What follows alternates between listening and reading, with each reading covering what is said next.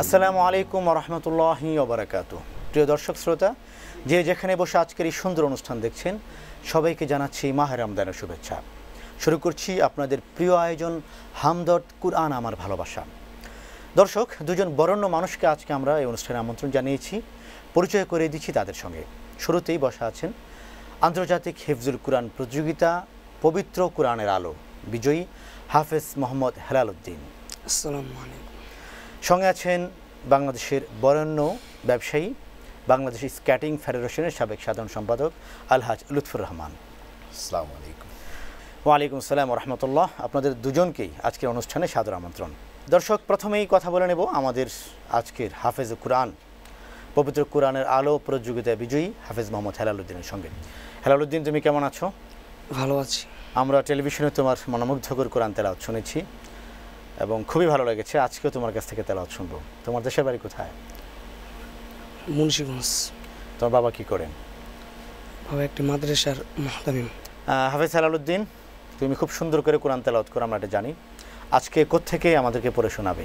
16 পারা থেকে। আচ্ছা, পড়ো, বিসমিল্লাহ। আউযু বিল্লাহি মিনাশ শাইতানির রাজীম। বিসমিল্লাহির রহমানির রহিম।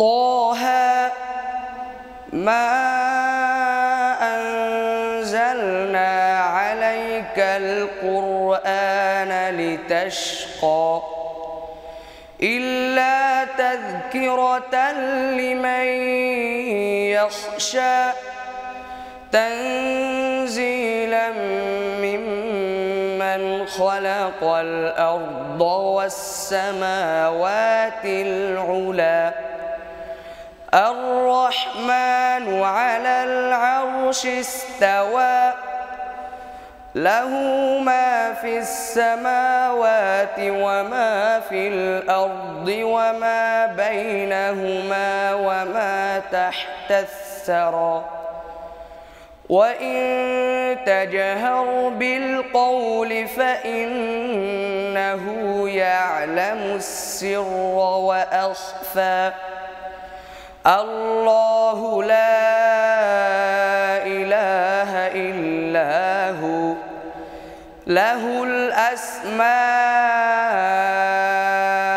الحسنى وهل أتاك حديث موسى إذ رأى نارا فقال لأهلهم كثوا إني آنست نارا فقال لأهلهم كثوا إني آنست نارا لعلي آتيكم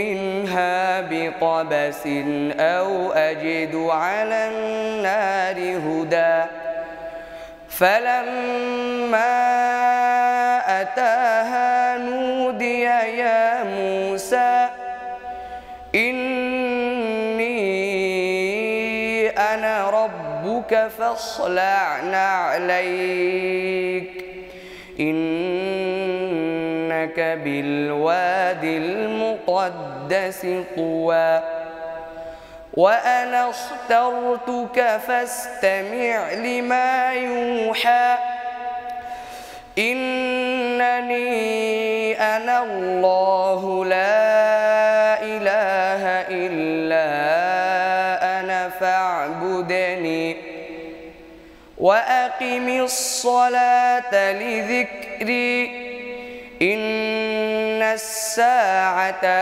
آتية أكاد أخفيها لتجزى كل نفس بما تسعى فلا يصدنك عنها من لا يؤمن بها واتبع هواه فتردى وما تلك بيمينك يا موسى صدق الله العظيم মাশাআল্লাহ মাশাআল্লাহ বারাকাল্লাহ ফিক। আল্লাহ রাব্বুল আলামিন তোমার কণ্ঠে আরো বরকত দান করুক। মাশাআল্লাহ। আমিন। লুৎফর ভাই কেমন লাগছিল আপনার? এতক্ষণ আমি কোথায় আছি বলতে পারবো না। আল্লাহ। আসলে সত্যি আমি নিজেকে খুব ভাগ্যবান মনে করছি এই জন্য যে আজকের এত সুন্দর একটা জিনিস যেটা কোরআন আমার ভালোবাসা, এই নামের সাথে যে সার্থকতা সেটা এখানে বসে আমি বুঝতে পারি। মানে আসলে কোরআনের একটি অন্যতম মুজিজা হলো এটি যখন তেলাওয়াত করা হয় তখন আপনি যেটি বলছেন যে আমি কোথায় ছিলাম এটি বলতে পারবো না, আসলে নিজেকে ধরে রাখা যায় না। এবং আল্লাহ রাব্বুল আলামিন একজন মুমিনের জন্য সবচেয়ে বড় নেয়ামত হবে তখন, সবচেয়ে বড় পুরস্কার হবে তখনই যখন এই কালামে পাক আল্লাহ নিজে আমাদেরকে পড়ে শোনাবেন কিয়ামতের দিন জান্নাতে। হাফেজ হেলালুদ্দিন, তোমাকে অনেক অনেক ধন্যবাদ চমৎকার করে পড়ার জন্য। আল্লাহ রাব্বুল আলামিন তোমার এই তেলাওয়াতের মাধ্যমে আমাদের অন্তরকে, আমাদের দর্শকদের অন্তরকে যেরকম ঠান্ডা করেছেন আমরা দোয়া করি এর সঠিক এবং প্রকৃত প্রতিদান আল্লাহ তোমাকে দান করুক। আমিন। প্রিয় দর্শক, আসলেই যখন এত সুন্দর করে কোরআন তেলাওয়াত শুনি খুব ইচ্ছে করে এত সুন্দর করে যদি আমি একটু পড়তে পারতাম, আমরাও একটু আরও ভালো করে যদি একটু কোরআনটা পড়তে পারতাম। আমরা অনেক ফোন পাই এই অনুষ্ঠানটির মাধ্যমে, অনেকেই আমাদের কাছে জানতে চান আমার বাচ্চাটাকেও আমি এভাবেই সুন্দর করে কোরআন শেখাতে চাই। আমরা সবার জন্য দোয়া করি আল্লাহ রাব্বুল আলামিন আমরা যারা শুনছি প্রত্যেকেই যেন এত চমৎকার করে কোরআন পড়তে পারে। লুৎফর ভাই, আপনার কাছে ফিরে আসবো। আপনি অত্যন্ত ব্যস্ত মানুষ, আজকে আমাদেরকে সময় দিয়েছেন, আপনাকে অনেক ধন্যবাদ জানাচ্ছি। আপনি যেটি বলছিলেন যে কোরআন শুনে একটু হারিয়ে গিয়েছিলেন কোনো এক জগতে। আসলে আমরা কোরআনের তর্জমাটা জানি না, কিন্তু সুরকে উপলব্ধি করার চেষ্টা করি। এই সুরের মাঝেই মনে হচ্ছে যে আমি এই দুনিয়াদারির যে কর্মব্যস্ততা সমস্ত কিছুই আমার ভুলে গিয়ে এই একাত্মকতার চিন্তাভাবে আমি এই কোরআনের অনেক অনেক ধন্যবাদ। আপনার ছেলেবেলায় ফিরে যাব। আমরা জানি সকল ব্যস্ততার মাঝেও আপনি কোরআন চর্চা করেন, কোরআন পড়েন। এই কোরআনের সঙ্গে আপনার জীবনের প্রথম পরিচয় কখন হলো? আসলে এটা বলা মুশকিল, কারণ যখন আমরা ছোট ছিলাম তখন হয়তো আমার মা বাবা তারা আমাদেরকে কোরআন শিক্ষার জন্য পাঠাতেন। আমরা এটাকে একটা বার্ডেন মনে করতাম যে কোরআন শিখবো কি, কিন্তু পড়তাম তখন একটা এরকম ছিল। কিন্তু এখন যে কোরআনের মর্যাদাটা, এখন জ্ঞান আসার পরে বুঝলাম যে না, আসলে ছোটবেলায় অনেক ভুল করেছি। সেই সময় আমাদের কোরআন শিক্ষা। আপনি বড় হয়েছেন কোথায়? আমি বড় হয়েছে ঢাকায়। আচ্ছা, আপনার শৈশব কৈশোর কি ঢাকায় কেটেছে? সমস্ত কিছু আমার সে সময়ের পুরান ঢাকার সন্তান আপনি। পুরান ঢাকার মক্তবের পরিবেশ কী ছিল সেটি আপনার কাছে শুনবো ছোট্ট একটি বিরতির পরে। প্রিয় দর্শক, আপনারা দেখছেন আপনাদের প্রিয় অনুষ্ঠান হামদর্দ কুরআন আমার ভালোবাসা। অনুষ্ঠানের পর্যায়ে নিচ্ছে ছোট্ট একটি বিরতি, আমাদের সঙ্গে থাকুন।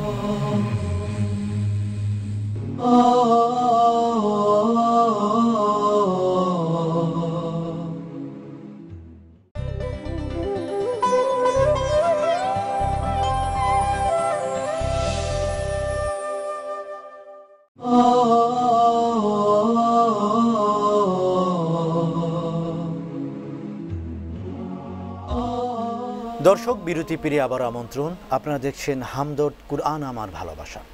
লুৎফর ভাই, আপনি যেটি বলছিলেন আপনি পুরান ঢাকায় বড় হয়েছেন এবং সেখানের মক্তবেই আপনার শিশু বয়সে কোরআনের সঙ্গে প্রথম পরিচয়। তো পুরান ঢাকার সেই সময়ের মক্তবগুলির পরিবেশ কী ছিল?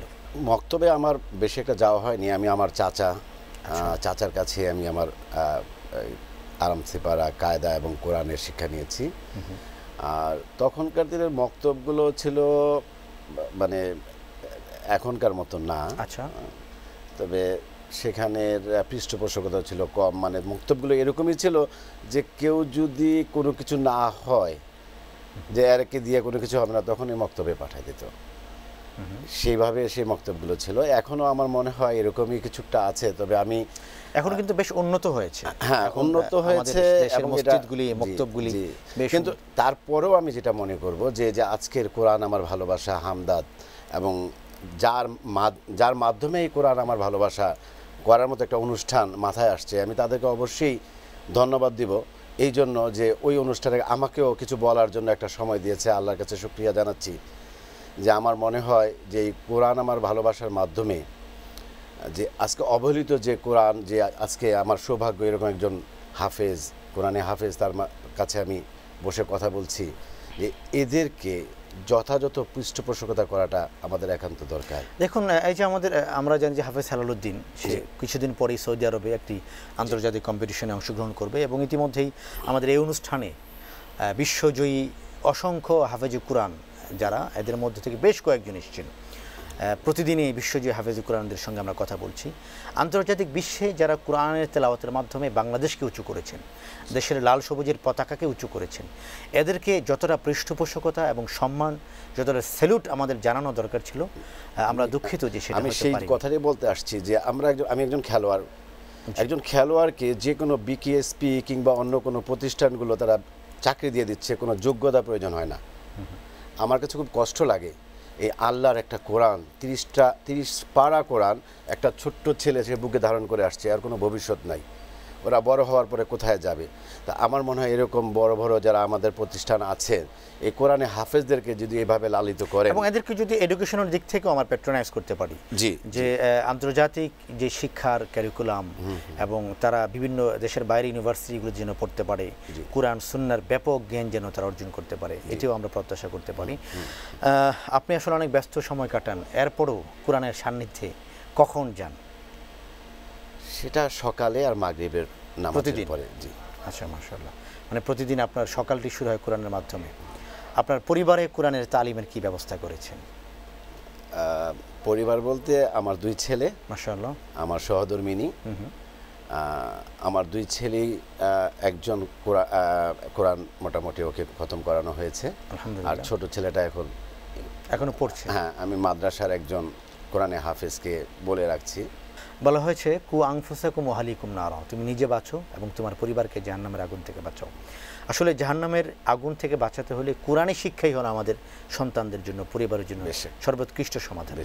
আমরা আসবো আপনার কাছে আবারও। হাফেজ হেলালুদ্দিন, তোমার কাছে আসতে চাই, কোরআন নিয়ে তোমার ভবিষ্যৎ পরিকল্পনা কি? আল্লাহ তাআলা আমাকে টিপিতে পড়াইছেন এবং বাইরেও নেবেন ইনশাআল্লাহ। আমি যেন ইনশাআল্লাহ এরকম যেন আমিও যেন অন্যদেরকে এরকমভাবে শিক্ষা দিতে পারি। মাশাআল্লাহ। আল্লাহ রাসূল বলেছেন খায়রুকুম মান তাআল্লামাল কুরআন ওয়া আল্লামা, তোমাদের মধ্যে সেই ব্যক্তি সর্বোত্তম যে নিজে কোরআন শিখে এবং অপরকে শিক্ষা দেয়। তুমি সেটি প্রত্যাশা করছো, তোমার জন্য অনেক দোয়া রইল আমাদের। আমরা অনুষ্ঠানের শেষ লগ্নে চলে এসেছি, তোমার কাছ থেকে আরেকটু তেলাওয়াত শুনবো, খুব ছোট একটি সূরা, যেটি আমরা তোমার কাছ থেকে শুনে তোমার মতো করে যেন আমরা পড়তে পারি, সেই শিক্ষাটি অর্জন করতে চাই।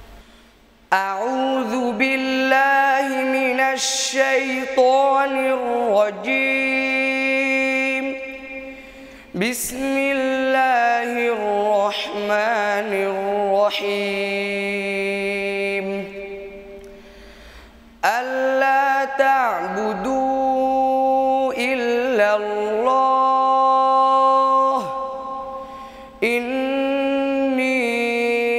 أخاف عليكم عذاب يوم أليم.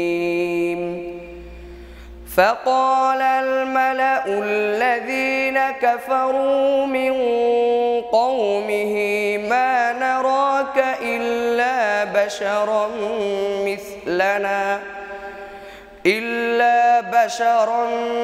مثلنا وما نراك اتبعك إلا الذين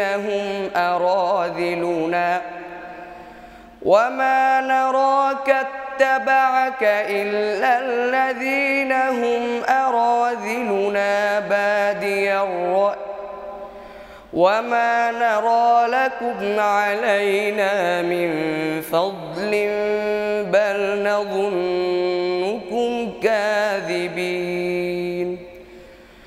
قال يا قوم أرأيتم إن كنت على بينة من ربي وآتاني رحمة من عنده فعميت عليكم أنلزمكموها وأنتم لها كارهون. صدق الله العظيم. আলহামদুলিল্লাহ, খুব চমৎকার, কত চমৎকার, আসলে শুনতেই মনে চায়। লুৎফর ভাই, অনুষ্ঠানের শেষ পর্যায়ে আমরা চলে এসেছি। আপনার জীবনের কোরআন নিয়ে শেষ স্বপ্ন কি? আল্লাহ আমাকে যদি তৌফিক দেয়, আমি চেষ্টা করব যে যারা এই কোরআনকে ভালোবাসে, যারা আমার হাতের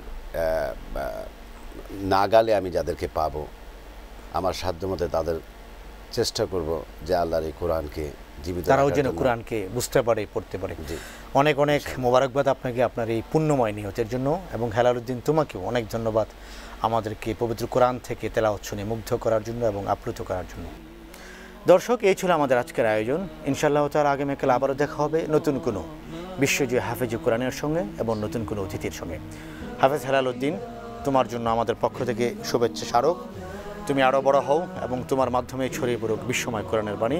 সঙ্গে আছে শতাব্দীর শ্রেষ্ঠ হালাল পানীয় রূহ আফজা।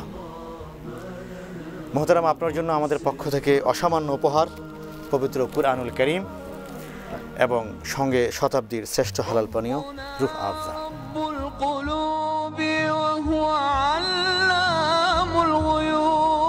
في الشروق وفي الغروب نوره يهدي العصا ربنا رب القلوب وهو علام الغيوب في الشروق وفي الغروب نوره يهدي العصا ربنا الهادي الودود فضله ملء الوجود عفوه خير وجود فارتجي دوما